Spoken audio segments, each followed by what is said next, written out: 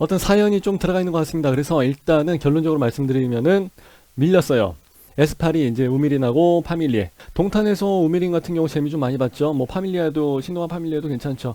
그래서 이제 두 가지 브랜드가 같이 해서 들어가는 컨소시엄인데, 요번에 S8 일정이 내년 4월 정도로 해서 밀려버린다고 하더라고요. 그래서 요번에 S1, 5, S4 해서 기다렸던 분들이 다 좀 더 기다리는, 예, 좀 길게 가는 것 같습니다. 그죠?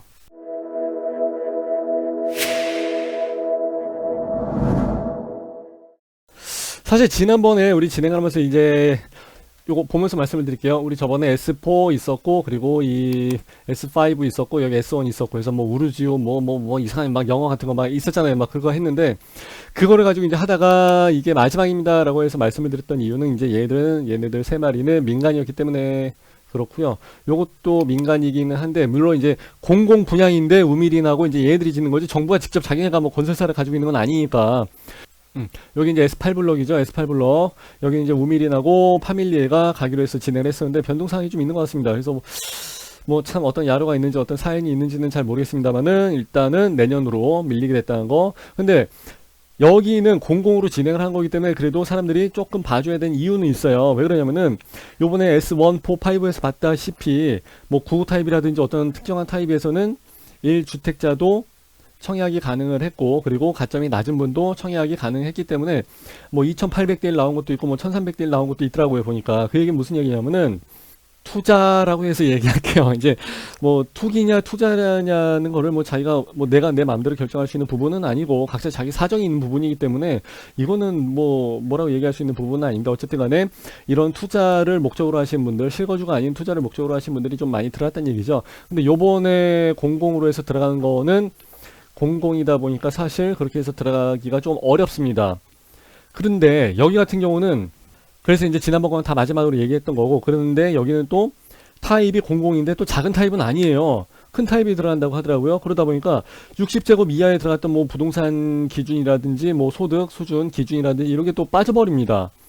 그러면 또 다시 이제 공공인데도 불구하고 일반 투자 세력들이 많이 들어갈 수도 있지 않냐 했는데, 또 여기서는 또 특공이 또 85% 들어간다고 그러대요.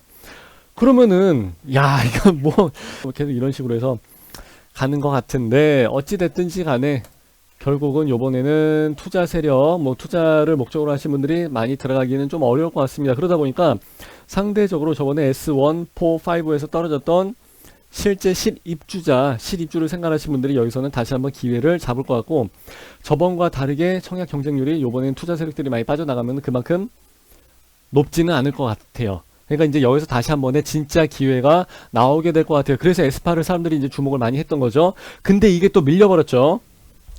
하여튼 부동산은 내일을 알 수가 없어. 하여튼 머리 아픕니다. 예. S8을 한번 볼게요. S8 여기서 보시면은, 자, 빨간색. 우리가 S4를 가지고 생각했던 이유가 뭐예요? 지하철역이랑 가까우니까. 그래서 S4가 그래도 제일 좋지 않겠습니까? 라고 얘기를 많이 했죠. 물론 이제 저는 뭐 다른 단지가 더 좋았습니다만은, 일단 그래도 S4로 사람들이 많이 몰릴 수밖에 없었죠. 지하철 역세권. 아파트를 고르는 첫 번째 그 기준이 뭐냐면 뭐 학군도 있고 뭐 숲세권 뭐 여러 가지 있지만, 일단은 교통이에요, 교통. 왜냐하면 출퇴근은 매일같이 해야 되니까. 그리고 제가 항상 얘기했잖아요. 자녀가 없는 사람도 있기 때문에 학군이 우선이 아니라니까요. 일단은 무조건 출퇴근, 교통이에요. 차를 가지고 있어도 뭐 술 먹고 차 놓고 올 때도 있잖아요. 버스 타고 와야 될 때도 있고 택시 타고 와야 될 때도 있고, 일단은 무조건 교통이에요. 일단은 직장인들 술 먹고 힘들어도 그 다음날 무조건 출근을 해야 되기 때문에 그렇습니다. 일단은 그래서 교통인데, S8 같은 경우는 여기서 여기 가나 여기서 여기 가나 조금 차이는 있지만 그래도 S8도 S1이나 S5보다는 가까워요. 지하철역이 상당히 가깝기 때문에 내가 봤을 때 거의 엇비슷하게 떨어질 거는 같아요. 그렇기 때문에 뭐 내가 봤을 때 여기쯤 들어가지 않을까, 뭐 여기나 여기쯤 들어가지 않을까 싶은데, 그러면은 여기서 이 거리나 여기서 이 거리나 차이는 있지만 그래도 S8은 다른 데 S1이나 S5보다 훨씬 더 가까운 거리를 자랑을 하게 됩니다. 그렇기 때문에 입지는 상당히 좋은 조건이죠. 게다가 바로 여기 위에 근생 이택지 많고 여기 중심 상업지구 있고 하니까 좋죠. 자, 그리고 이제 밑에 보시게 되면은 저 같은 경우는 조망을 상당히 좋아하기 때문에 여기 밑에 근생공원이 있고 수변공원이 있고 그렇게 되면은 수변공원 조망이 나오겠죠. 그러면 여기도 굉장히 이쁘게 잘 꾸며놓고 그러면은 볼만할 것 같아요. 산책 코스로서도 좋고 밤에 이렇게 가로등 불빛이 이렇게 쫙 나오고 그러면은 좋아요. 그럼 오히려 여긴 저층이 고층보다 더 좋을 수도 있어요. 그럼요. 이렇게 공원이 가까이 있는 데는 너무 고층이게 되면은 이게 공원이 안 보입니다. 고개를 내밀고 밑으로 봐야 되기 때문에 그렇고 오히려 여기는 5, 6, 7, 8, 9층 중에서 7, 8, 9층이 아마 제일 좋게 나오게 될 가능성이 많아요. 예, 그런 부분도 있고 또 하나는 여기 초중고가 같이 통합으로 운영을 한다고 합니다. 이게 또 자녀를 두신 분들한테는 좋을 것 같고 신도시 개념으로 들어가다 보면 아무래도 자녀가 학교를 다녀야 될 때가 있어요. 아무래도 그럴 가능성이 좀 많죠. 그러다 보니까 당연히 학군이 가까운 데가 선호하는 쪽이 되겠죠. 예, 그런 부분이 있기 때문에 S8을 의미 있게 보신 분들이 많습니다. 그것 때문에 S8 하는 거예요. 예, S8가 좀 발음은 좀 이상한데 하여튼 그런 좋은 점이 있고요. 단점도 분명히 말씀을 드릴 거예요. 자, 그 전에 이제 뭐 시세 같은 경우는 많이 말씀을 드렸었죠. 우리 저번에 밴드 같은 경우에서도 시세 어떻게 될 것 같습니까? 전세는 뭐 하다못해 8, 90억엔 넘어가지 않겠냐. 이렇게 해서 이제 전세로 치고받고 해서 하는 걸 말씀을 드렸고, 자금 운영에 대한 여러 가지 뭐 극약 처방도 말씀을 드렸고, 위험한 방법도 말씀을 드렸고, 조금 검은 색깔의 위험한 색깔이 탁한 그런 캐피탈이나 은행권 개념도 역시 말씀을 드렸었고, 참고로 하시면 되는데, 밴드에서 말씀드렸던 게 제일 많이 질문 들어온 게 자금 운영에 대한 방안이잖아요, 사실. 근데 여기 같은 경우는 S8이 공공이다 보니까 전세로 놓고서 대출 떼기고 난 다음에 치고받고 하는 이게 안 된다고. 계획대로 이게 안 됩니다. 예, 그러니까 여기는 확실히 공공인과 동시에 투자 세력들이나 이렇게 해서 들어오신 분들이 조금 어려울 것 같고요. 자, 그리고 주변 시세는 여러분들이 다 잘 아시겠지만 15, 16, 17, 18 가고 있는데 여기도 뭐 분양가가 상당하고 이 위에 있는 부분도 역시 분양가가 상당히 세게 나왔었죠. 물론 여기 밑에 쪽으로 해서 내려가는 그 인도가 밑에 쪽으로 내려가는 데는 분양가가 좀 저렴하긴 합니다. 그렇기 때문에 S8 같은 경우는 요번에 공공으로 들어감에도 불구하고 분양가가 저렴하게 나오고 역시 여기서도 시세 차익은 상당히 많이 나오게 될 것 같습니다. 예. 한 8억 정도 뭐 7억 8천 9천 8억 해서 나오게 되지 않을까 사람들이 그렇게 다들 얘기를 하는데 지금 이게 지금 계속 뭔가 해갖고 지금 계속 미뤄지고 있단 말이에요. 그렇게 되는 이유의 첫 번째는 분양가를 가지고 해서 줄다리기를 하는 과정에서 계속 수정 반려해서 내려가게 되는 경우가 있어. 그러면은 생각보다 조금 더 7억 5천에 가깝게 나오게 되는 경우의 수도 기대를 할 수가 있고요. 또 한 가지 케이스는 뭐냐면은 이제 그 임대 물량이 조금 같이 섞여 있는데 거기에 대해서 조정이 좀 들어가게 되는 경우도 없잖아 있기는 있습니다. 예, 그런 부분도 있고 항상 우리 얘기하는 그 부동산 진리 공식이 있지 않습니까? 뚜껑은 까봐야 한다고요. 예. 그래서 내년 4월 달에 어떤 금액으로 해서 어떤 분양가가 어떻게 돼서 어떤 이름으로 나오게 될지는 모르겠어요. 뭐 장면 가지고 설마 싸우고 앉아있지는 않겠지. 내가 봤을 때 뭐 둘 다 고만고만한 회사인데 뭐 거기서 장면 가지고 우미린이 먼저 들어갈래 아니면 신동아 파밀리에가 먼저 들어갈래 그거 가지고 그럴 수도 있는데 그건 뭐 둘이서 알아서 할 문제니까. 예. 자, 여기 이제 보시게 되면은 제가 가끔씩 얘기를 해놓은 바가 좀 있습니다. 예. 공공인데 근데 여기 소득 기준이 없어요. 60타입 이하에만 그 제공이 되든 적용이 되는 그 소득 기준이 있었잖아요. 자산은 얼마 이하에 있어야 되고 뭐 자동차는 얼마 이하에 있어야 되고 했었는데 그거는 이제 여기서는 해당이 안 됩니다. 여기는 조금 더 큰 평형으로 나온다고 하니까. 그래서 요거는 이제 저도 공고문을 보고서 좀 얘기를 해서 드려야 될 것 같아요. 예, 일단 공고문 보고서 말씀을 드려야 되고 지금은 그냥 입지적인 부분이나 이런 것만 가지고 해서 이야기를 하는 거예요. 특공은 그럼에도 불구하고 해당이 됩니다. 자산이나 소득에 대한 기준이 해당이 돼요. 헷갈리기 쉽죠. 예. 당해지역, 자 이거는 또 좋은 점도 있어요. 당해지역은 과천에서 2년 이상 거주를 한 사람들이 30% 배정을 받게 되니까. 근데 과천 물량 30% 주더라도 과천 사람들이 얼마 없으니까. 그리고 1500명은 이 중에서 벌써 다 빠져나갔잖아. 과천 1, 4, 5에서 이미 다 빠져나갔으니까 1500명까지는 아니지만 그래도 어느 정도 다 빠져나갔고 서울, 경기, 인천, 기타 수도권에서 이제 배정이 한 70% 정도 나오죠. 그러니까 다른 사람들도 요번에 나 갈아타기 하면서 과천으로 들어갈래 그럴 수도 있으니까 예, 그런 좋은 점 기회를 일단 준다는 게 일단 그게 좀 좋은 점이고요. 특히 과천 같은 경우는 청약통장이 그렇게 많지가 않아요. 그래갖고 과천으로 해서 주소 이전을 많이 해놨었잖아. 그래갖고 거기 비닐하우스에 산다는 분도 계셨고 어디 독서실에 산다는 분도 계셨고 그래갖고 나중에 다 걸렸죠. 그죠? 그래도 이 일은 해요. 공무원들이. 예, 그런 것도 다 잡아요. 자, 1순위 조건은 당연히 세대주여야 되고 2년 경과 24회 납입은 무조건 다 기본적으로 이 이상을 해져 있어야 되고 과거 5년 동안의 재당첨 당첨 이력은 없어야 됩니다. 그건 일단 기본적인 상황이고 그리고 여기서는 가점으로 들어가는 게 아니죠. 그죠? 예, 가점으로 들어가는 게 아니고 일단은 자 세대 수가 작아요. 여기가 지금 어디야? 세대수가 659개인데 그 중에서 318개만, 오늘 발음 진짜 이상하네. 318개만 일반으로서 분양을 하다 보니까 세대수가 굉장히 적은 거예요. 300개면은 나홀로 아파트 수준이지 뭐 굉장히 조그만 거기 때문에 그럼 여기서 이런 식의 1순위를 가지고 이야기를 해서 무주택이고 뭐고 하다 보면 동타가 나옵니다. 여기서 떨어진 사람, 우리 밴드에 한 사람이 계시는 것 같은데 이렇게 되면 진짜 열받죠. 세대수가 작다 보니까 더군다나 몰려드는 게 많다 보니까 상대적으로 비중이 많아지다 보면 비율 때문에 그러죠. 비율 때문에 그러면은 여기서 다시 한번 동타를 가지고 들어갑니다. 어떻게? 3년 이상 거주기간. 그러니까 2년 이상을 했어야 되는데 그래도 이 중에선 3년 이상 내신 분들이 우선으로 먼저 들어간다는 얘기고, 당연히 세대 구성원들이 다 무주택인 거는 기본이고 여기서는 저축 총액이 많은 분이 우선으로 들어가는 거예요. 이거는 공공이잖아요. 민간은 24개월 동안 일단 납입은 다 되어 있어야 되는데 그 다음서부터 이제 요건 가입, 청약에 대한 조건이고 당첨에 대한 내용은 가점을 가지고 따져요. 가점 몇 점에서 뭐 무주택 기간, 통장 가입 기간, 부양가족 수 해서 이제 막 따지는데 여기서는 공공이에요. 공공이다 보니까 저축 총액이 많은 순으로 간다는 거죠. 그러면은 그렇다고 한 방에 돈 있는 사람이 많이 집어넣어 버리면 안 되잖아요. 그래서 한 번 납입했을 때 10만원까지만, 100만원 넣어더라도 10만원까지만 납부 금액으로 인정을 해갖고 그 납부된 인정 금액을 가지고서 누가 더 많이 했냐. 여기도 이렇게 따지면 거의 2천에서 2200만원 정도가 들어가져 있어야 되는데 이런 식으로 가게 되면 보통 예상 금액은 2200만원 잡아줘야지. 그렇게 될 것 같아요. 예, 그렇게 될 것 같고, 공공이라서 거주 의무가 있습니다. 이거 원래 민간의 경우는 내년 2월 18일인가 하여튼 뭐 거기서부터가 이제 거주 의무가 있는 걸로 해서 얘기를 했는데 여긴 공공이기 때문에 여긴 무조건 다 들어가 살아. 이렇게 해서 돼버린 거죠. 무조건 거주해야 돼. 근데 공고문을 보고서 이건 좀 확인을 해야 될 것 같아요. 이거 하자마자 바로 해서 실입주로 하자마자, 예, 실입주 기간 바로 들어가서 해야 되는지 아니면 조금 있다가 좀 들어가도 되는지 법리 해석에 대한 거 공고문을 보고 하나하나 그 빈틈을 다 찾아야 되는데 아마 얄짤없이 다 이건 뭐 6개월 이내의 의무로 다 들어가라고 할지 아니면 바로 입주를 하게 될지 그건 잘 모르겠어요. 그건 이제 이런 부분 때문에 정부에서 조금 규제가 있기 때문에 이런 부분 때문에 요번에 과천에 한 거를 보고서 수정보완에서 조금 다시 한번 가느라고 조금 늦춰지는 걸 수도 있습니다. 분양가 아니면 요런 이제 조건 때문에, 예, 그렇게 두 가지의 경우 때문에 늦어지게 되는 게 아닌가, 이제 그렇게 예, 그렇게 예상이 좀 되는 부분이고. 그래서 아까 말씀드렸다시피 지정타에서 전세 맞추기에서 했던 그 작업은 안 돼요. 자, 재당첨. 여기 한번 하게 되면 이제 재당첨 10년에 제한이 된다는 거예요. 아까는 이제 과거 5년에 당첨 이력이 없어야 된다고 얘기했는데 지금 이제 10년이고 전매 제한 10년인데 역시 당첨이 문제이기 때문에 이런 건 신경도 안 쓰죠. 당첨만 되면 뭐 전매 제한 10년 이게 문제야. 그죠? 10년 동안 내가 거기 들어서 살면 되지. 시세 차익을 보는 게 얼만데. 그죠? 10년이 돼 있어봐. 그럼 더 많이 올라갔을걸?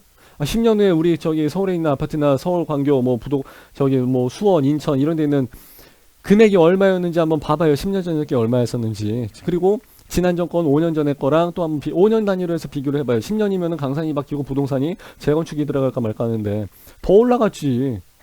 자, 공고문은 당연히 아직 나오진 않았고 내년 4월달에 돼서야 나올 것 같고 그때 가서 평면도랑 단지 배치도 동호수 배치도를 봐야지 거기에 대해서 어디 타입에 들어가는 게 좋겠습니다. 청약 전략이 나오게 될 것 같습니다.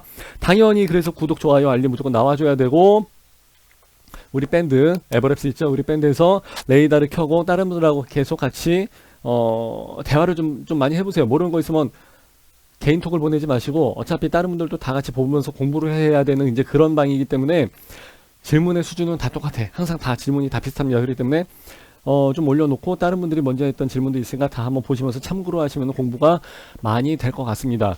내년 4월달에 나온 걸 왜 지금부터 하냐고요? 내년 4월달에 갖고 거기서 딱 봐봐요. 그럼 알 것 같아? 몰라. 저도 마찬가지예요. 계속 봐야 돼요. 여러 번 읽어보면서 계속 봐야지 이게 이 소리구나 하면서 전체적인 아웃라인이 딱 하면서 이제, 예, 됩니다. 그렇기 때문에 좀 계속 시간이 있으니까 좀 보시라고 말씀을 드린 거고, 주택담보대출은 40%밖에 안 된다고는 하지만 이거는 그때 가서 생각을 해도 될 것 같아요. 예, 당첨이 문제지 뭐 지금 이게 문제겠냐고요. 돈이 없어갖고 당첨이 된 거를 날리는 경우는 난 아직 지금까지 한 번도 본 적이 없습니다. 내가 10년 동안. 사돈에 8촌에 하든지 어떻게 되든지 다 합니다. 영혼까지 끌어모으는 세상이기 때문에 우리나라 금융에서는 정부 규제가 있긴 있어도 얘들도 대출을 해줘야지 먹고 사는 거예요. 은행이 먹고 사는 게 뭔데? 다 그것 때문에 먹고 사는 건데. 일반 사람들한테 신용대출을 해갖고 뭐 몇 억씩이나 15억씩 대출 땡길 수 있어요? 안 돼요. 이게 큰 건이란 말이에요, 이게. 그렇기 때문에 여기 있는 사람들은요, 주택담보대출을 무조건 다 받아요. 주택담보대출을 안 하고서 그냥 현금 캐시로 해서 현금 빵 하는 사람 난 아직까지 지금 한 2번 정도밖에 못 봤어요. 10년에 2번. 그러니까 5년에 한 번 꼴이에요. 그러니까 다 은행을 이용한단 말이에요. 은행 뭐 금리가 뭐 몇 프로 나오든지 간에 무조건 다 이용을 해요. 자, 청약 예금이라고 해서 나와 있는데 예금은 안 되죠. 이거는 민간 아파트 일반 청약 들어갔다는 거고 7, 8억 정도에서 분양가를 예상을 하고 있지만은 내년 하반 가게 되면 더 올라갈 수도 있지만은 분양가 그 이제 적용하는 그 금액에 따라서 밀당 보통 이렇게 밀당을 많이 하게 되면 제가 조금 더 낮게 될 가능성도 있다고 말씀을 드렸죠. 근데 지금 LH가 욕을 먹는 이유가 이거죠. 분상제 걸어놓고 민간은 무지하게 싸게 분양하게 해놓고 이렇게 되면 잘하면은 올라가서 나오게 되면은 LH가 더 비싸게 받아먹어 민간보다 요즘은요. 아 뭐야 도대체 얘네. 나는 이해를 못하겠어요. 자, 이거 아까 했던 부분이니까 제가 아까 다시 한번 말씀드렸고 유주택자는 당연히 안 됩니다. 납입 금액 순으로 가는 거고 특공이 85%이기 때문에 투기 세력이나 투자 세력이 들어오기 어렵습니다. 라고 해서 제가 다시 한번 정리를 해드리고 있는 거예요. 다자녀에 대한 것은 3자녀 이상이 돼야지 되고 6회 이상 납입을 했어야 되고 이제 특공에 대한 부분이죠. 특공 얘기하고 있으니까 다자녀에 대한 별도의 가점표가 있기 때문에 거기에서 100점 만점 순으로 해서 가점 순으로 들어간다 이렇게 해서 보시면 돼요. 노부모는 만 65세 이상 직계존속 와이프의 어머니도 괜찮습니다. 예, 직계존속 이거 가지고 말이 나왔죠. 왜 우리 엄마는 안 돼? 처가라고 무시하는 거야. 그래갖고 얘기가 나왔었는데 바뀌었죠. 3년 이상 서류상으로 부양을 하고 있어야 돼. 서류상으로 맨날 우리 집에 와서 밥을 드시고 우리 어머니 내가 맨날 병원 모시고 가고 이게 중요한 게 아니에요. 서류상으로 실제로 그렇게 하지 않고 있어도 서류상으로 일단 같이 등본상에 등재가 되어 있어야 됩니다. 노부모는 또 24회 이상 납입을 또 했어야 돼. 거의 다 근데 이 정도는 다 돼 있으니까. 그래서 납입 금액 순서대로 갑니다. 얘는 또 생초이죠. 생애 최초. 요거는 기혼, 미혼.